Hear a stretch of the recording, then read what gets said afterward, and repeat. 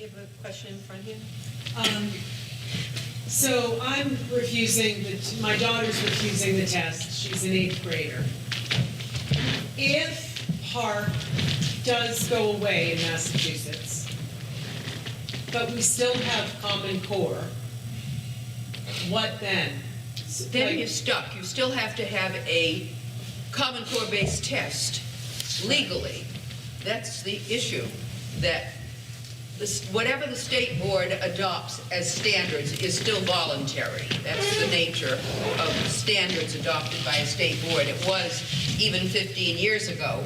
But the reason why the state board legally adopts a set of standards is because they must serve legally as the basis for a state test, which is something it has the legal authority to require local districts to administer. It does not have the legal authority to require the child to take it.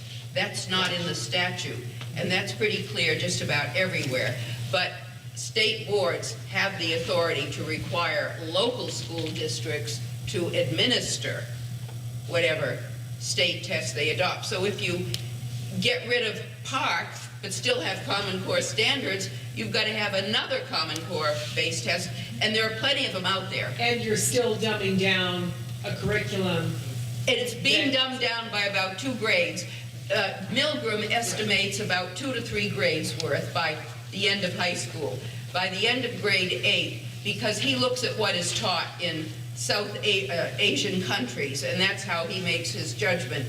Most Southeast Asian countries teach a combination of algebra and geometry in grades 7 and 8, so that when students graduate grade 8 and go into their high school grade 9, they're starting advanced math and science courses.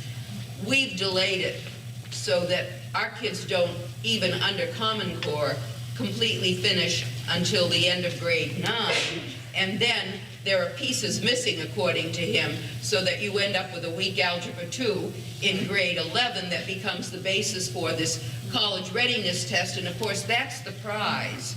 The prize is that if you pass, and we don't know what the pass score is going to be yet because the test hasn't been given, but you are then eligible for credit-bearing courses at the freshman level.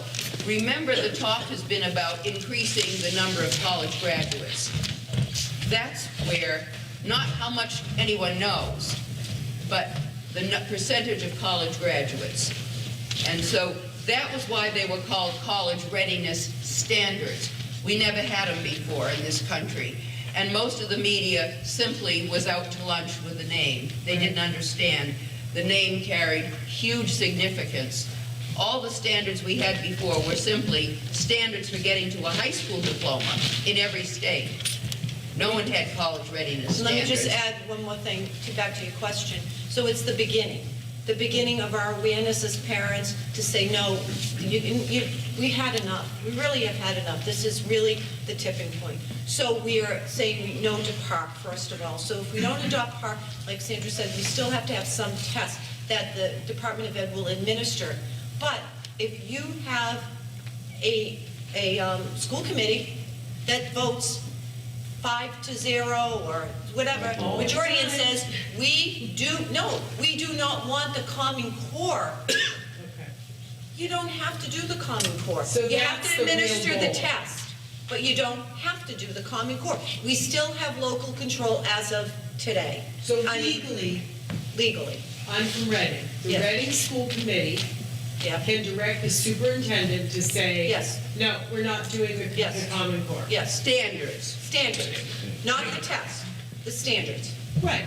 Go back to a curriculum Yeah. that's better. Yes, Or go before forward to a curriculum. pre-2010, the Massachusetts pre-2010, that Sandy was part of. Actually, you could even argue and let it go to a state Supreme Court for a judgment.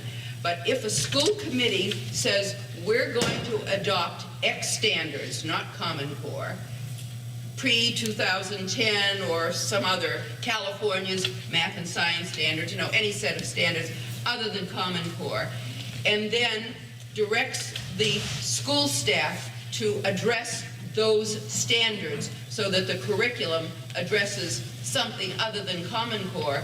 If the state says, we are empowered to require you to administer the Common Core test. A school committee, in my view, could legally say, we don't want a test that is not based on our legally adopted standards and curriculum. Let's go to the state Supreme Court and fight it out there. I mean, there are just these kinds of possibilities that haven't taken place yet. There are a couple of lawsuits across the country, not of this nature, but there are different states trying to figure out how to get out from under what was a very carefully devised scheme. We got a lot of questions. We had one vote.